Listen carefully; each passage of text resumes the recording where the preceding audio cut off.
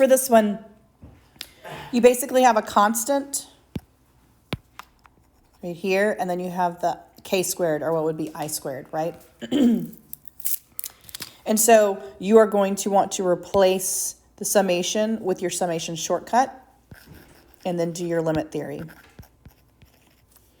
So the constant would just be the constant times n. So this would become n over n right here. And then you have the 2 over n cubed times the k squared, or the I squared, which is n plus 1, 2n plus 1 over 6. Because you have the, basically just have 1 is your constant times n, because your constant, when you replace it in summation, is just the constant times n, and it was already over n. Okay. So.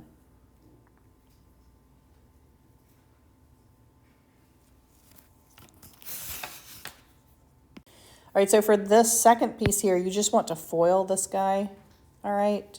You can go ahead and reduce this, right? And then when you FOIL this, so we still have our limit, and you can reduce if you want to as well.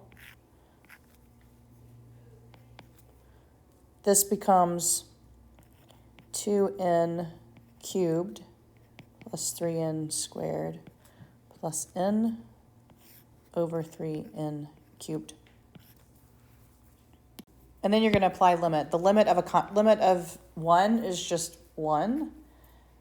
The limit of this, we're going to look at our degrees. And if you had left the n over n, that's also the same thing, same degree, so it becomes 1. Since it's the same degree, it's just your coefficients, 1 and 2/3. And I think your answer key has both 5/3, and it also has the 1.67 there. So for this one, you're going to use your shortcut. You're just going to take your antiderivative, which would be x cubed over 3 minus x. And you're going to do that from -2 to 0. If you plug in a 0, you should get 0 for that one. And then you're going to plug in a -2, you get -8/3 minus a -2. For this one, you don't want to forget the 0 because it's in front and it's going to change your sign.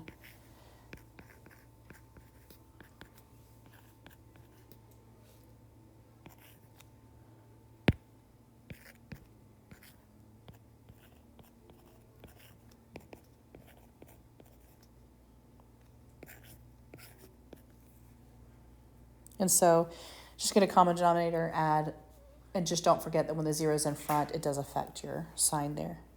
All right, so for these are actually not difficult as long as you know your unit circle, right? So secant squared, the antiderivative of that is what? It's tangent.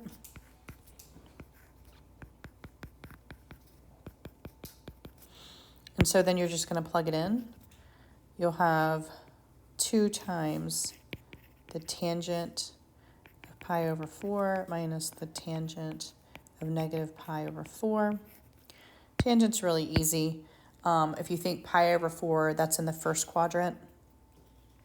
And so that's going to be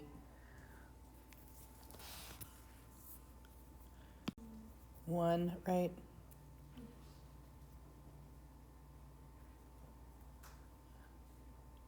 So we have 2.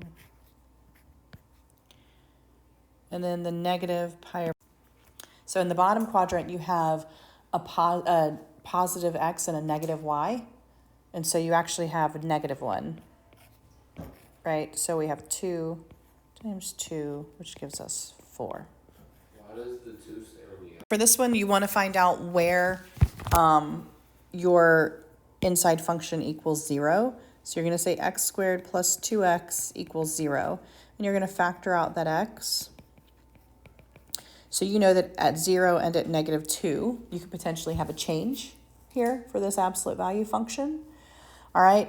And both of those actually fall in my parameters. And so then what you want to do is you want to say, okay, so from -3 to -2, is it positive or negative?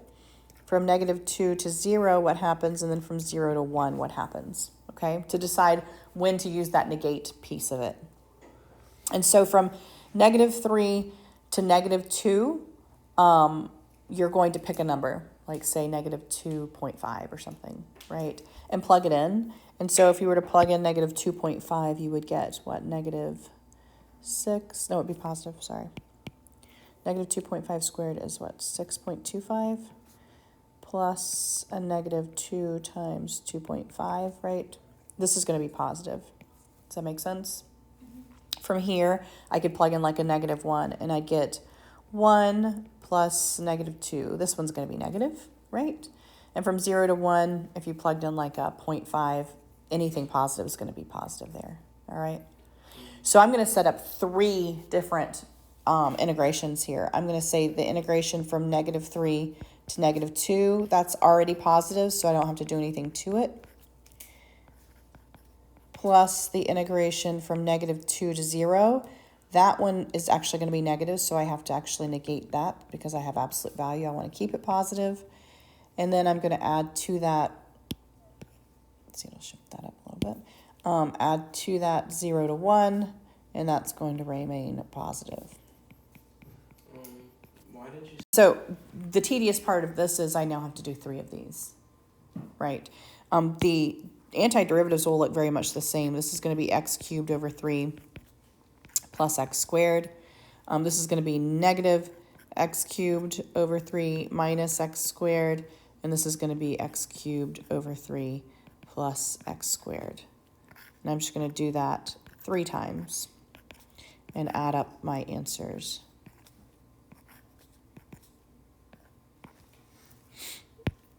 And so I'm going to plug in a 2, 8/3 plus 4 minus -27 over 3 plus 9.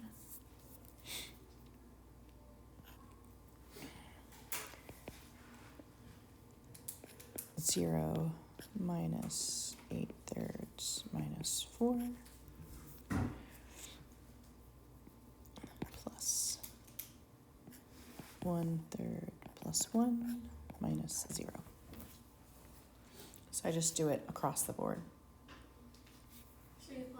This piece right here goes with that one. This piece goes with that one, and this piece goes with that one. That will make a difference right here, sorry. So for this one, this right here, this is -9 plus 9, so that's just going to be a 0. This would be 12 over 3, right? That's what 4 is. And so I usually leave them so that I can have just common denominators there. So I have 12 minus 4, that's going to give me 4/3, plus 8 minus 12 is a -4, but it's subtraction here. So that's going to give me 4/3 as well. And then this is also going to give me 4/3, which is 12/3, which is 4.